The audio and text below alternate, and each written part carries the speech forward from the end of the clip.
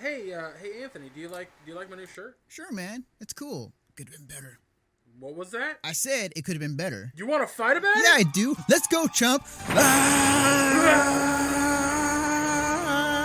Hold on a second. We don't need to fight. We don't?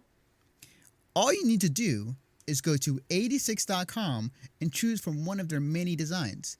Franchises range from Skullgirls to Street Fighter and even BlazBlue. And if you check out 86 through this Twitch channel, use 86.com/AFF=4 to let them know that Mission Star Podcast sent you.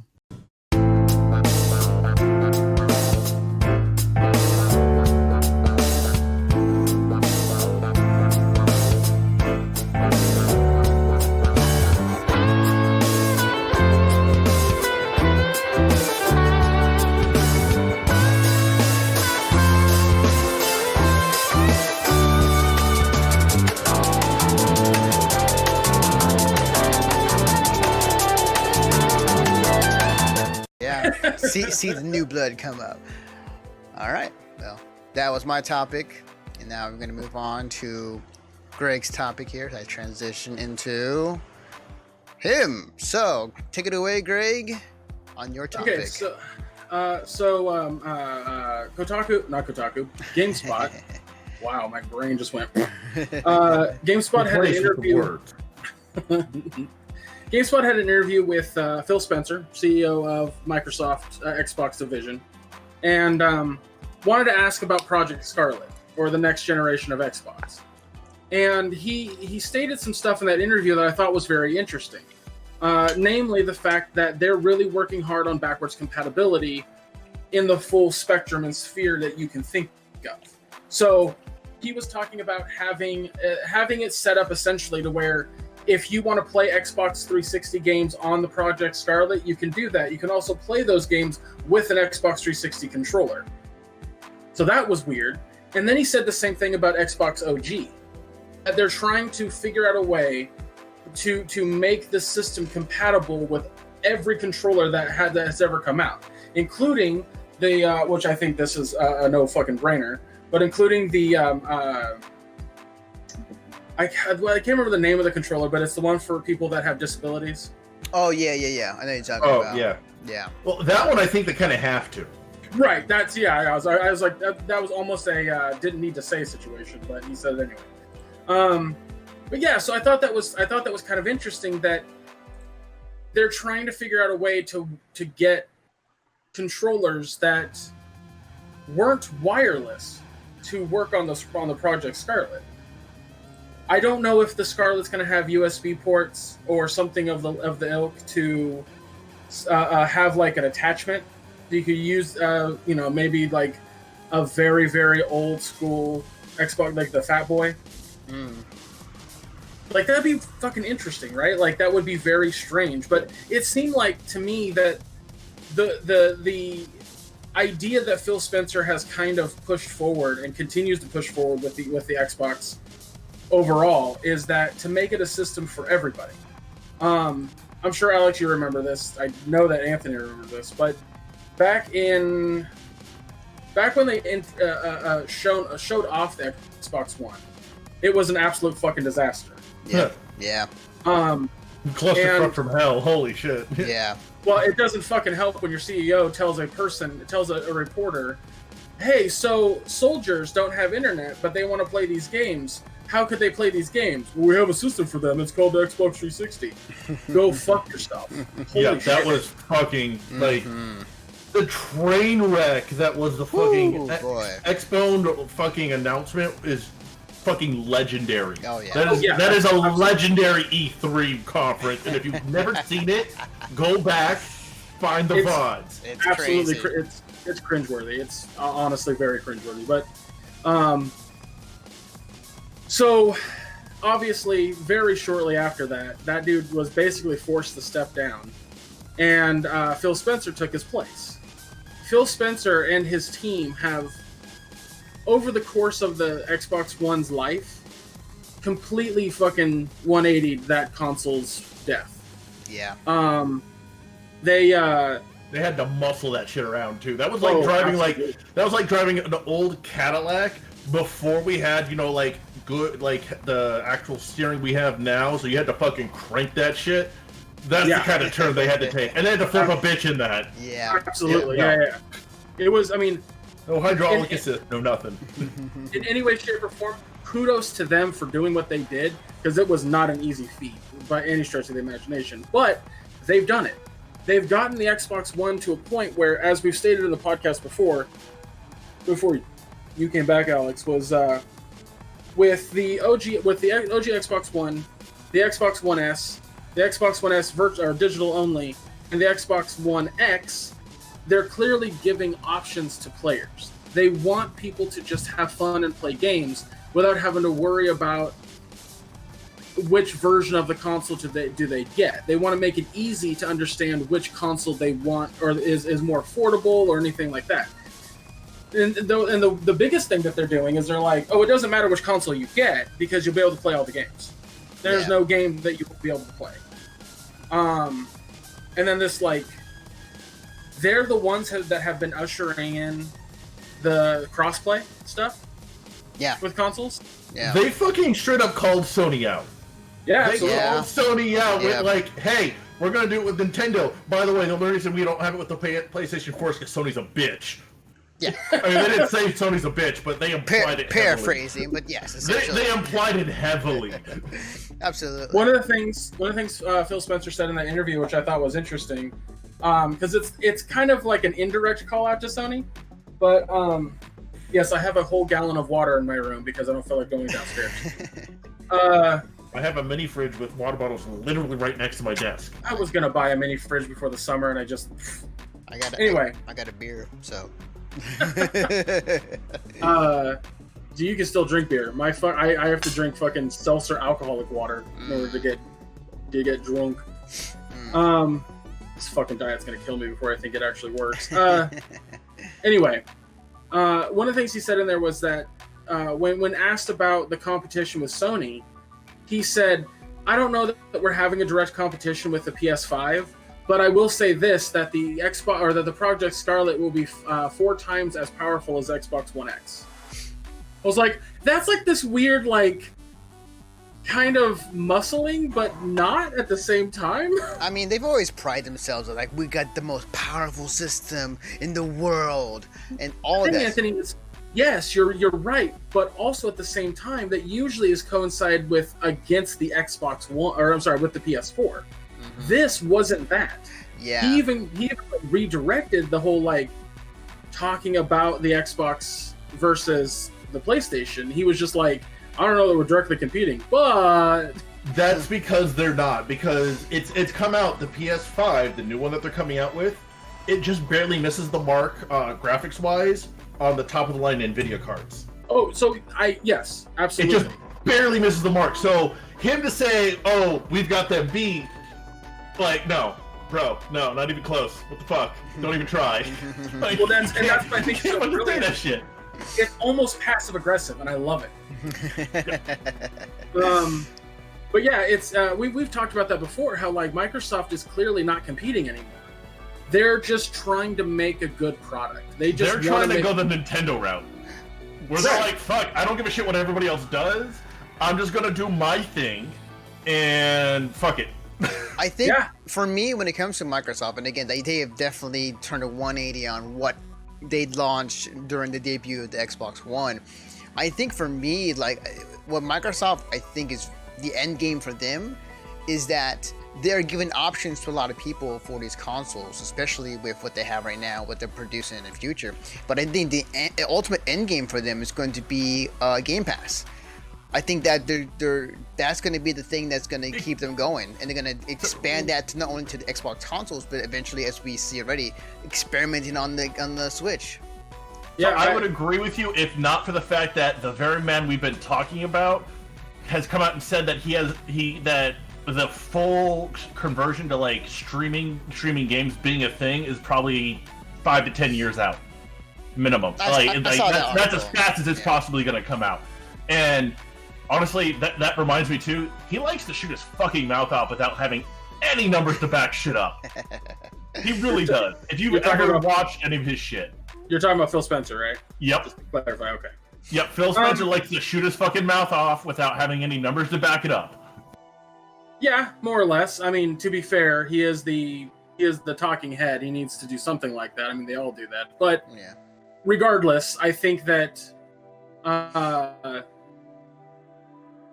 the end of the day, it's I don't know. What I'm trying to say is that it's what they're doing in terms of business is very smart. Like, yes, I actually kind of agree with him on the whole streaming thing. Like, it's 5 to 10 years out as a feasible thing. I kind of agree with that. Because we've talked about Stadia, just kind of it's gonna fucking fall flat on its face. Yeah. Well, Right? I agree with that? think, and I'm going to touch on this more later. I really am. I think the only reason he might be close to correct is the fact that if you look at the United States, now we're going to only look at the United States. Well, I'm not going to discuss the network infrastructure in other countries because other countries are much more advanced than we are here in the States. But if you look at the United States, high-speed broadband internet does not come easy. There's a lot of places in the United States where you do not have good internet. So he's correct because of that, but he's incorrect in every place that has decent internet. Well, we've talked about that. We talked about that before. How like I pay $80-something, $87 or something like that for high-speed internet that has a terabyte data cap. And if I want unlimited, I have to pay another $50 a month. Other countries pay $50 American, with conversion and all that jazz, and they get unlimited internet, high-speed internet. Like like Dubai, for fuck's sake. Oh, no, fuck that. Let's go to the EU. Just EU. Fuck Dubai. London. Fuck, or just Britain in general, I guess. Or you could go to Germany, or fuck Romania. Like, all of these places have decent internet. It's just us. Yeah. Yeah. And that there is a history with that and our IPs and whatnot because of fucking greed and all that jazz. But for the sake of argument when it comes to streaming stuff and the Game Pass Ultimate, I think the Game Pass Ultimate is better. So, Alex, have we ever talked about why consoles have paid for subscriptions for online services? We have not, actually. So, from what I've read, and because I looked into it quite significantly, but from what I understand, it costs more money to have servers redirect from a system to a server than just from a PC to a server. So, I don't know. I just don't know. I haven't looked into it, so I wouldn't be able to comment on that. Yeah, like what I read was like, because everyone was bitching and moaning that Nintendo was going to have an online service, and it's always been free and yada yada yada, and so I was like, why do consoles have online services but PC doesn't? You can buy a brand new game on Steam or Epic and play it online immediately without having to pay any extra shit. So why did that happen? And from what I understand, from what I was told, when the Xbox sends a signal out, it goes to Microsoft servers for the sake of DRM, and then redirects to a different server for the game, and then makes that. There's probably an extra bounce at least. Yeah. That's yeah. And so in that case, like, I understand why they need to have that for their systems. What I personally love is this new age of, thank you for paying for our service, here's some free shit once a month. I really fucking dig that. Yeah. Especially with how Microsoft's handling it. I get fucking Gears 5 day one without having to pay for it because I pay $15 a month for Game Pass Ultimate. Absolutely.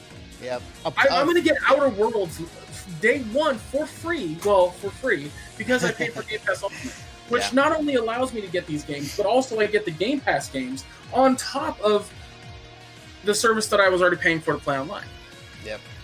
Like I fucking love it, man. And PlayStation needs to get on board with that. Nintendo, you're only charging me $20 a month, so you get away with a couple free NES games.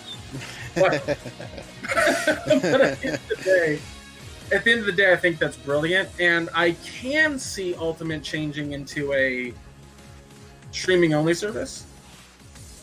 Oh, and here's the thing. And here's the thing too. Like a lot of people, I've heard a lot of people bitch about it for years and years about, oh, you know, I have to pay this, and I understand it sucks. But at the same time, and I'm an old school World of Warcraft player. I used to pay $15 a month to play a game on the computer, and that's literally the only thing I had access to for $15 a month. It's one of those things where the grass is greener on the other side. They have done a lot.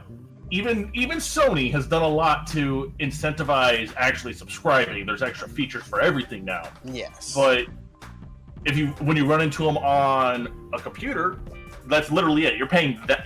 And it's pretty much universal across the board. It's $15 a month. Sometimes you run $9.99, but it's usually $15 a month to access this game online. Isn't it? Yes, you bought that game and you can't play it any other way. By the way, you pay. Isn't it monthly MMOs? MMOs, yes. Yeah. You buy the game. Plus, you pay a monthly subscription, and that's a discussion. If you don't pay the subscription, you can't play the game. Fuck off. Yeah. As far as I know, WoW's been like that from day one. Yep. WoW has always been like that. Yes. Yes. Always. The Final Fantasy MMO, always been like that, as far as I know. Yes. Definitely. I wonder if there are any MMOs on PC that don't do that. Guild Wars. There are some free-to-play MMOs. But they're highly microtransaction heavy. Yeah. There is.